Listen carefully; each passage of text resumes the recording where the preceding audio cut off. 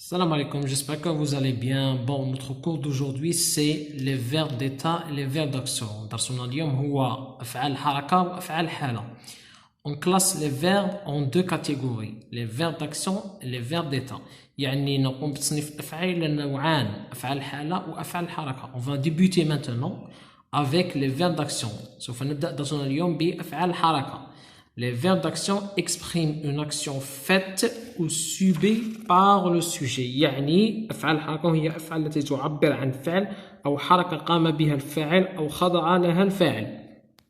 Exemple, il fait ses devoirs. Il fait ses devoirs. ماذا يفعل هذا الشخص؟ يقوم بواجباته. Ça veut dire que l'action faite dans cette phrase c'est faire. Faire, il, faire c'est le verbe d'action. Bon, il c'est le sujet, fait c'est le verbe d'action, ses devoirs c'est le complément. Bon, les verbes d'action peuvent être transitifs, ça veut dire qu'ils ont besoin d'un complément. Transitif يعني هما أفعال الحركة الذين يحتاجون إلى مفعول به. أفعال les verbes d'action transitifs ce sont des verbes qui ont besoin d'un complément. يعني يحتاجون إلى مفعول به. Exemple, il écrit une lettre. Une lettre, c'est le complément d'objet direct.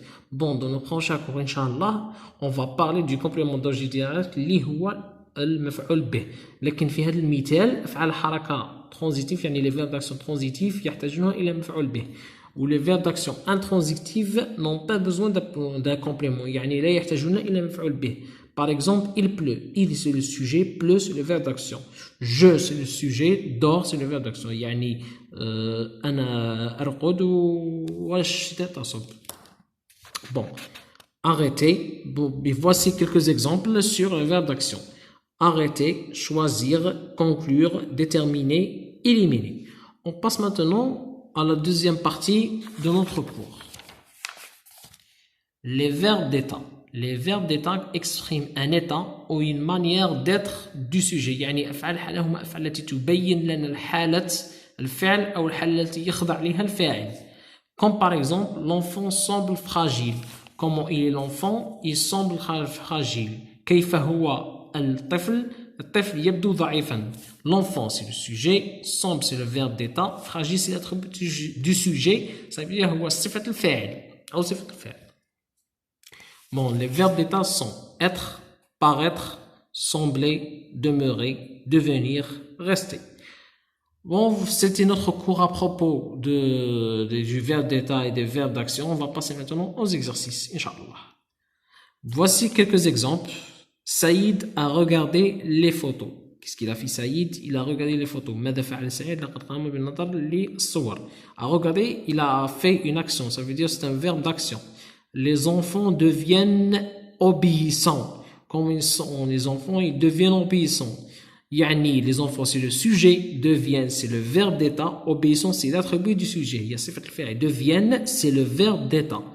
Son bébé pleure longtemps. L'action qu'il fait le bébé c'est qu'il pleure. Le cœur pleure c'est le verbe d'action.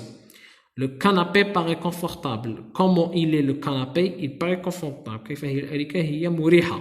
Paraît c'est le verbe paraître. Ça veut dire que c'est un verbe d'état.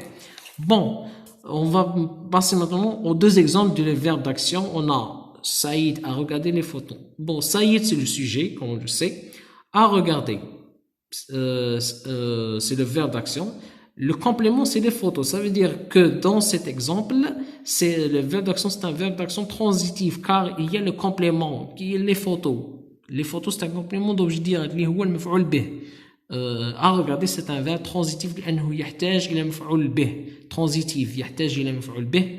Intransitif لا يحتاج إلى مفعول به. Son bébé pleure longtemps.